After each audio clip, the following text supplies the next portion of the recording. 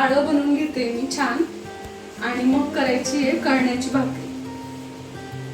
कळण्याची भाकरी कशी बनवतात तुम्ही मला विचाराल अजून. तर हे जे पीठ आहे ना कळण्याचं ते कसं बनवतात, ज्वारी किंवा दादर घ्यायची 2 किलो आणि त्याच्यामध्ये पावभर उडीद टाकायचा आणि थोडंसं दळून आणल्यानंतर त्याच्यामध्ये मीठ टाकून मग ही भाकर करायची असते.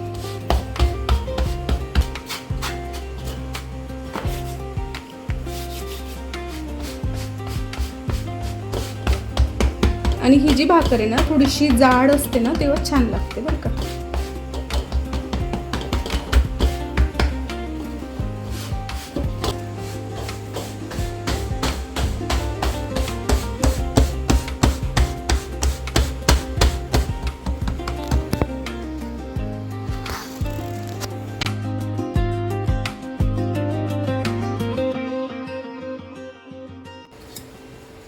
आणि अशी तवा भरून कळण्याची भाकरी आणि तिच्यावर चटणी, ठेचा, लोणचं, कांदा, पापड असं हे आमचं खानदेशी लोकांचं संध्याकाळचं हलकं फुलकं जेवण असतं. हे इकडं पहिली भाकर झाली ना तेव्हा तिचं जे काढलं होतं त्याचं मला थोडंसं मेसी झालेलं आहे. त्या भाकरी करताना माझं एवढं मेसी होतं. हां, तुम्ही आणखीन कमेंट्स करा की कळण्याची भाकर कशी बनवायची. तर हे पावभर उडदाचे दाणे घ्यायचे, म्हणजे उडीद घ्यायचा अख्खा उडीद, किंवा मग तुम्ही डाळ पण घेऊ शकता जी पोत्र्यांची असते ना ती. आणि त्याच्यानंतर 2 किलो ज्वारी किंवा दादर असं घ्यायचं, ते मिक्स करून घ्यायचं, दळून आणायचं चक्कीवरून नॉर्मल जसं बाकीचे पीठ दळतो तसंच. आणि त्याच्यानंतर जेव्हा दळून आणल्यानंतर त्याच्यामध्ये भाकर करायला घेतो ना आपण त्यावेळेला चवीनुसार थोडंसं मीठ टाकायचं आणि मग ती भाकर छान बाकीच्या भाकरी करतो ना आपण बाजरीची वगैरे तशीच वळून घ्यायची आणि असं शेकून घ्यायची मस्त भाकरीसारखीच आणि मग खाऊन बघायची. पहा तुम्ही करून बघा. संध्याकाळच्या वेळेला आपल्याला बऱ्याच वेळेला काय करू असं वाटतं, भाजीला काही राहत नाही किंवा काय, त्यावेळेला आपण मस्त अशी कळण्याची भाकरी करून घेतली, तिच्यासोबत ठेचा, शेंगदाण्याची चटणी, लोणचं, पापड, कांदा असं सगळं एकदम भारी लागतं. आणि हीच भाकर जी आहे ना ती भरीत सोबत सुद्धा खातात ना तेव्हा पण खूप छान. बापरे, त्यात एकदम विचारूच नका. एकदम मस्त. ए मम्मी उद्या भरीत कर ना संडे स्पेशल. भरताचे वांगे अजून आले केव्हा येतील यार, मला महिने येऊन गेले डॅक खाऊन भरीत. ठीक आहे. काल परवाचे जे काही व्हिडिओज टाकले तुमच्यासोबत किचन क्लिनिंगचे, तर बऱ्याचशा ताईंच्या कमेंट्स आल्या, छान छान कमेंट्स होत्या की ऑलवेज एनर्जेटिक आणि एवढी एनर्जी कुठून आणते वगैरे वगैरे. खूप वेळा आपल्याला असं वाटतं सकाळी उठू वाटत नाही अंथरुणातून आणि किचनमध्ये ते सगळं काम नाही करू वाटत, असं वाटतं की आता असंच पडून राहावं, काहीच बघावं नाही असं म्हणून. आणि दिवसाचे जे बाकीचे कामं असतात ते तर विचार करूनच आपल्याला म्हणजे असं थकल्यासारखं वाटायला लागून जातं. प्रत्येक गोष्ट, प्रत्येक काम आपल्याला असं वाटतं जाऊ दे गड्या, आज नाही करत, उद्या करून घेईल, हे आज नको, आज मला काही आवरू वाटत नाही आहे, हे उद्या करेल. आणि जेव्हा आपण दिवसाच्या म्हणजे शेवटी जेव्हा रात्री झोपायच्या वेळेला वगैरे असं विचार करतो की आज मी काय असं खास केलं की पूर्ण दिवस आपला छान गेला. मला वाटतं तुम्ही पण ह्या फेजमधून म्हणजे जात आहात आणि काही जणी तर याच्यामध्येच अजून पण गुंतलेल्या असतील. मला वाटतं कुणाला तुम्ही सांगू पण शकत नाही की आपलं मन आणि शरीर दोघं पण एवढं थकून गेलेले आहेत की काय करावं काही नाही करावं काहीच समजत नाही. आणि तुम्हाला सांगते, आळस हा फक्त एक विचार नाही आहे.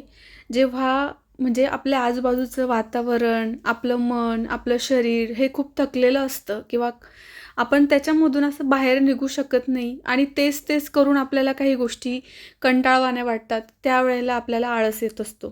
आणि तुम्हाला सांगते, एवढं सगळं दिवसभराचं करतो आपण, त्याच्यामध्ये आपल्याला थोडासा वेळ पण स्वतःसाठी मिळत नाही किंवा आपण तो काढतच नाही.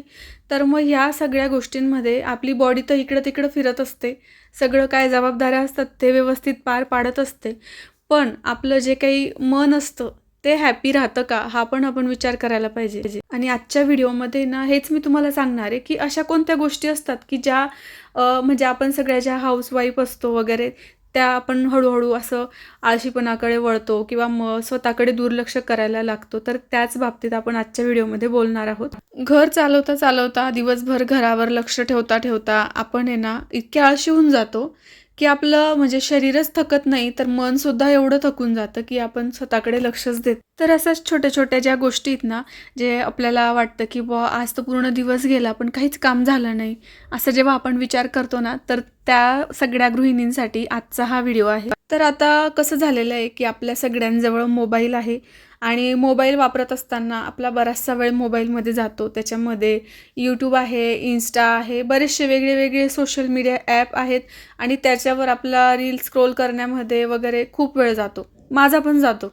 पण मी तो जो टाईम आहे ना माझा, म्हणजे दुसऱ्या इतर ज्या रील्स आहेत ते स्क्रोल करण्याचा माझा ठराविक टाईम मी असा ठरवून ठेवला आहे की बस झाला आता. झाले 15-20 मिनिटं झाले, अर्धा तास झालं, त्याच्यावर नाही. आणि खरं सांगायला जाऊ तर जेव्हा मी मोबाईल हातात घेते तर मला माझं कामच असतं की एडिटिंग वगैरेचं असं. तर माझ्या मनामध्ये तेच एक हे असतं की नाही, मोबाईल हातात घेतला आहे तर आता आधी माझं ते काम करून घेते. पण तुमचं तसं नसेल. तुमचं काय असेल की तुम्ही मनोरंजन म्हणून मोबाईल हातात घेतात. तर त्याचीसुद्धा एक लिमिट असली पाहिजे तुमच्यासाठी आणि किती वेळ तुम्ही मोबाईल बघितला पाहिजे हे पण त्याचं एक बंधन पाहिजे. स्टेप नंबर 2 आहे. मोबाईल जेव्हा आपण बघतो म्हणजे मोबाईलमध्ये बरेचसे यूट्यूब चॅनल आहेत, व्लॉग्स असतात, त्याच्यामध्ये मग होम मेकर्सचे काही व्हिडिओ असतात. म्हणजे जसं की डेली रुटीन, मग एखादी गृहिणी जी असते ती सकाळी लवकर उठते, तिचंवालं जे काही रुटीन आहे 5 वाजेला उठून योगा करते, मुलांचा टिफिन वगैरे सगळं करून डेली तिचे व्लॉग टाकते. परत अजून रोज जेवणामध्ये छान छान काहीतरी बनवते, तिचं किचन छान ऑर्गनाईज करते, परत स्वतःसाठी काहीतरी वेळ काढते. या सगळ्या गोष्टी तुम्ही कोणाच्या तरी बघतात आणि ते तसं तुम्ही मग म्हणतात की मी पण असं करेल, किती छान आहे बाई हिचं आणि किती छान रुटीन आहे, मी पण असं रुटीन फॉलो करेल वगैरे असं आपण ठरवतो. आणि ठरवल्यानंतर आपल्याला असं वाटतं की उद्यापासून मी छान सुरुवात करते आणि तसं तुम्ही सुरुवात पण करता. ठीक आहे, बऱ्याच जणी सुरुवात केल्यानंतर आपण असं थोडे दिवस करतो आणि त्याच्यानंतर मग पुन्हा आपलं पहिलं जे रुटीन आहे किंवा पहिलं किंवा काही दिवसानंतर आपल्याला तेच पाहून किंवा तेच करून कंटाळा यायला लागतो. तर तसं नको व्हायला पाहिजे. म्हणून काय करायचं की आपल्या आजूबाजूला आपले कोणते कामं आहेत किंवा मग आपल्याला स्वतःला काय वाटतं आहे की हे मी करायला पाहिजे. ठीक आहे, तुम्ही इन्स्पिरेशन घेऊच शकतात कोणाकडून तरी, म्हणजे एखाद्याकडून बघितल्यावर किंवा कुठंतरी वाचल्यावरच आपण इन्स्पायर होतो आणि तेव्हाच आपल्याला असं वाटतं की हो, मी पण हे केलं पाहिजे बरं का माझ्या आयुष्यामध्ये. तर तसं तुम्ही करूच शकता. पण म्हणजे एकदम सेम टू सेम आपण कोणासारखी लाईफ नाही जगू शकत. तर तसं जेव्हा आपण जगायला जातो त्यावेळेला आपल्याला काही गोष्टी कंटाळवाण्या वाटायला लागतात आणि मग आपल्याला काहीच करू वाटत नाही. बाई माझं सेम टू सेम तसं होत नाही, जाऊ दे मी आता काहीच करत नाही. दुसऱ्या तिसऱ्या दिवशी आपण थकून जातो ते कोणाचं तरी पाहिल्यानंतर तसं सेम टू सेम केल्यावर आणि मग नंतर आपल्याला शेवटी कंटाळवाणं वाटायला लागतं.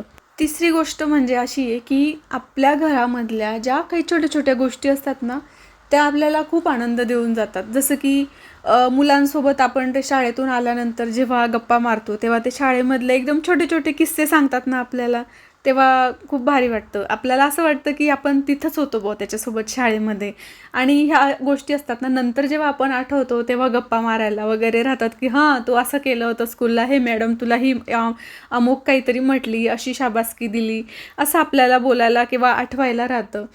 परत मग कधीतरी आपले मुलं छानशी ड्रॉइंग काढतात आणि कधीतरी त्यांच्या हाताने काहीतरी छान बनवतात. आता माझे मुलं आहेत जसं की कधीतरी चहा बनवतील, काहीतरी करतील. तर मग हे छोटे छोटे जे क्षण आहेत ना, ते खूप छान आनंद देऊन जातात. तर ह्या ज्या गोष्टी आहेत ना, ह्या आपल्याला कुणाच्या रुटीनमध्ये नाही दिसणार पाहायला. जसं की आपण काहीतरी स्पेशल मेनू बनवला आणि मग आपल्या नवऱ्याने त्या मेनूचं किंवा त्या जे पदार्थ बनवला आहे त्याचं कौतुक केलं छान.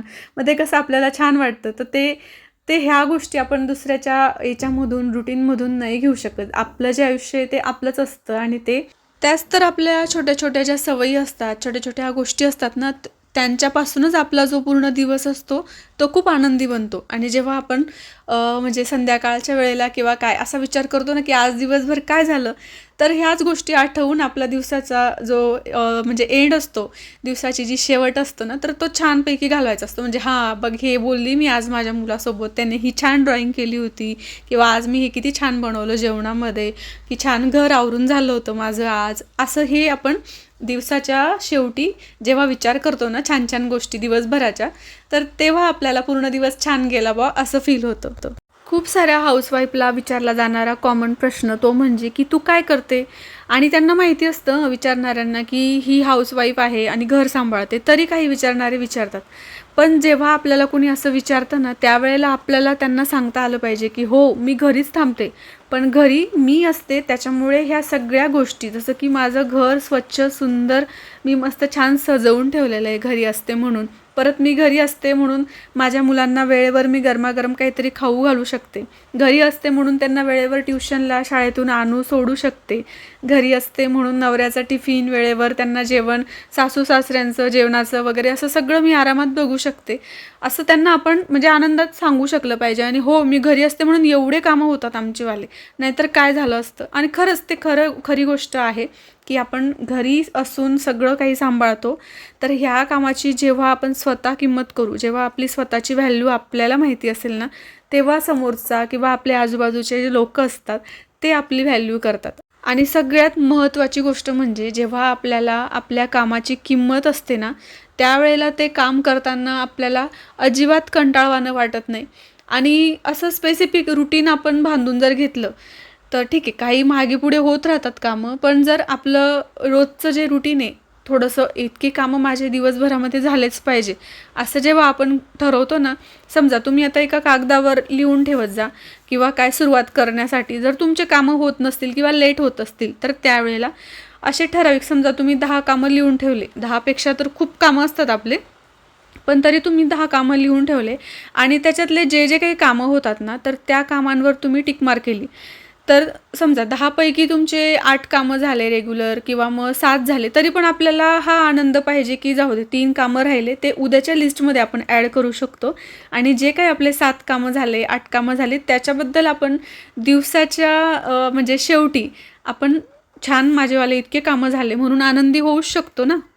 आपल्या आजूबाजूला काही वेळेला असे लोक पण येतात आपल्यासोबत की दिवसभरापासून तर आपण खूप छान असतो, मस्त छान हलकं हलकं फील करत असतो, छान आनंदी फील करत असतो. पण अशा व्यक्तींसोबत भेटल्यावर, बोलल्यावर आपल्याला अचानकपणे अशी मलिनता किंवा मग कंटाळवाणं किंवा आळशीसारखं वाटायला लागतं. तर हे ना पॉझिटिव्ह आणि निगेटिव्ह अशा लोकांची हे असतात. जसं की काही एकदम जे हसरे स्वभावाचे वगैरे लोक असतात, त्यांच्यासोबत आपण थोडा वेळ घालवला की आपण पण छान स्माईल करायला लागतो, हॅपी होऊन जातो थोड्या वेळासाठी का असे ना, किंवा पूर्ण दिवस आपला छान जातो. आणि असे काही निगेटिव्ह बोलणारे लोक असतात किंवा मग खूप ते काही बोलायला लागले किंवा काय, तर मग आपल्याला पण तसं आपण निगेटिव्ह होत चालतो आणि आपला दिवस म्हणजे असा कंटाळवाणा होत चालतो. तर जेव्हा आपण अशा लोकांना भेटतो ना, तर ते जेव्हा बोलत असतात तुमच्यासोबत अशा काही गोष्टी, निगेटिव्ह गोष्टी किंवा काय, तर त्यांच्यासोबत आहे ना संवाद साधताना आपणच विषय बदलून टाकायचा. म्हणजे असे विषय घ्यायचे की जेणेकरून ती व्यक्तीसुद्धा तुमच्यासोबत बोलल्यानंतर आनंदी फील करेल किंवा मग त्या व्यक्तीला पण त्या निगेटिव्ह गोष्टींची आठवण पडेल आणि ह्या पॉझिटिव्ह गोष्टींबद्दल ती व्यक्ती तुमच्यासोबत बोलायला लागेल आणि तुम्ही पण आपोआपच म्हणजे पॉझिटिव्ह बोलत असाल. दिवसभरामध्ये आपण किती वेळा निगेटिव्ह बोलतो, किती वेळा पॉझिटिव्ह बोलतो, हे तर आपण काही आठवू शकत नाही. पण प्रयत्न असाच असला पाहिजे आपला की सगळ्या गोष्टींमध्ये आपण पॉझिटिव्हच बघायचं. म्हणजे हे असं नाही, असंच झालं, मग हे तिने असंच केलं किंवा याने असंच केलं, ते बोलण्यापेक्षा की हे होईल, ह्याच्यामध्ये काहीतरी बदल होईल, हे छान होईल, याच्यामागे हे छान होईल. म्हणजे तुम्ही तुमचं आता घरामध्ये जे काही विषय असतील किंवा मग तुमच्यासोबत जे काही प्रॉब्लेम असतील किंवा रोजचं जे काही असतं, जसं की मुलाने अभ्यासच केला नाही, मग आपण घडी घडी तेच म्हणतो, हा आता अभ्यासच करत नाही, अभ्यासच करत नाही. नाही हा शब्द आपण किती वेळेस लावतो तिथं, मग बरोबर आपला मुलगा तो नाही शब्द ऐकतो आणि तो अभ्यास खरंच करतच नाही. आपण त्याच्या आजूबाजूला आहे ना, प्रत्येक वेळेला जर त्याने 5 मिनटं जरी अभ्यास केला ना, बाई गं माझा भाऊ मस्त अभ्यास करून घेतो, बाई गं किती वेळपासून छान अभ्यास करून घेतला भाऊने, मग त्याला पण वाटतं नाही बाबा मी अभ्यास करतोय ना, आई आपली कौतुक करते, तर तो आहे ना पुढच्या वेळेला 10 मिनटं एक्स्ट्रा अभ्यास करतो. तर म्हणजे कौतुक करायचं म्हणून खूप जास्त कौतुक पण नाही करायचं. मग मुलांना असं वाटेल की अभ्यासाची गरजच नाही व तसं नाही. पण एक पॉझिटिव्ह आपण त्यांच्यासमोर बोलू शकतो. हो, त्याला ना सांगायची गरज नाही पडत बरं का अभ्यासाची. मग ते आपोआपच दप्तर घेतात, त्यांचं बुक्स वगैरे घेतात आणि अभ्यासाला बसतात. हो गं बाई, मला सांगायची गरज नाही पडत, मला पहिलेच्या पहिले बसावं लागेल बरं का अभ्यासाला. माझी मम्मी तर अशीच म्हणते की मला सांगायची गरज पडत नाही. बरं जाऊ दे, मग मी बिना सांगायचंच बसतो अभ्यासाला. ते असं काहीसं असतं. म्हणजे आपण आपल्या घरामध्ये किती पॉझिटिव्ह गोष्टी बोलायच्या हे आपल्या हातात असतं. आणि तसंच ते पॉझिटिव्ह ऐकल्यानंतर मुलं असो किंवा घरातलं वातावरण असो ते सगळं पॉझिटिव्ह होत असतं. आणि तुम्हाला सांगते हे पूर्णपणे तुमच्या हातात आहे की तुम्ही कसं पॉझिटिव्ह राहिलं पाहिजे. तुम्ही तुमचे मित्र मैत्रिणी तुमच्यासोबतचे वातावरण कसं पॉझिटिव्ह ठेवलं पाहिजे. जर समजा एखादी व्यक्ती तुमच्यासोबत काहीतरी बोलत असेल पण तुम्ही तर पॉझिटिव्ह आहेत ना, मग तुम्ही त्यांच्यासोबतच्या अशा काही छान आनंदाच्या गोष्टी अशा त्यांना आठवण करून द्या की जेव्हा त्या 2 निगेटिव्ह गोष्टी सांगतील ना तर त्या निगेटिव्ह गोष्टींची त्यांना आठवण पडेल आणि ह्या पॉझिटिव्ह गोष्टी लक्षात ठेवून त्यांचा पण पूर्ण दिवस आनंदाचा होईल आणि तुमचा संवादसुद्धा आनंदाचा होईल. तर असं हे छोटंसं गणित असतं. तर तुम्ही खूप जण विचारत असतात मला की तू एवढी एनर्जेटिक कशी काय, तुला एवढी पॉझिटिव्ह तू कशी असते, किंवा मग मुलांचं वगैरे खूप सारे जण तुम्ही विचारत असतात प्रश्न. तर असेच आता रोजचे व्हिडिओ येतील. तुम्हाला माझ्या व्हिडिओंमधून खूप मोटिवेशन किंवा मग छान आपल्या जीवनामध्ये आपण कसं आपल्या तंद्रीमध्ये पण छान आनंदात राहू शकतो. तर असेच काहीतरी माझे प्रयत्न असतील आजपासून. तर अजून तुम्ही जर चॅनलला सबस्क्राईब केलं नसेल तर प्लीज सबस्क्राईब करून घ्या आणि शेअरसुद्धा करा अशा मैत्रिणींसोबत ज्यांना खरंच पॉझिटिव्ह राहण्याची गरज आहे किंवा ते काहीतरी त्यांच्या आयुष्यामध्ये थोडंसं त्यांना चेंज हवा आहे किंवा काय, तर त्यांच्यासोबत तुम्ही नक्कीच हा व्हिडिओ शेअर करा. आणि इथून पुढचे पण व्हिडिओ तुमच्यासोबत असेच असणार आहेत. म्हणून तुम्हाला कुठल्या बाबतीत अजून व्हिडिओ पाहायला ऐकायला आवडतील ते मला नक्की कमेंट्समध्ये सांगा. तर मैत्रिणींनो, मला मनापासून खात्री आहे की आजचा व्हिडिओ तुम्हाला खूप आवडला असेल आणि तुम्ही इथपर्यंत व्हिडिओ पाहिला आहे त्याच्यामुळे तुमचं खूप खूप मनापासून धन्यवाद. आणि असेच व्हिडिओ पाहण्यासाठी चॅनलला सबस्क्राईब करून घ्या आणि आपण भेटूया पुढच्या छानशा व्हिडिओमध्ये. आणि हो, तुम्ही ज्या काही कमेंट्स केलेल्या आहेत ना त्याच्यावर मी नक्की व्हिडिओ आणणार आहे.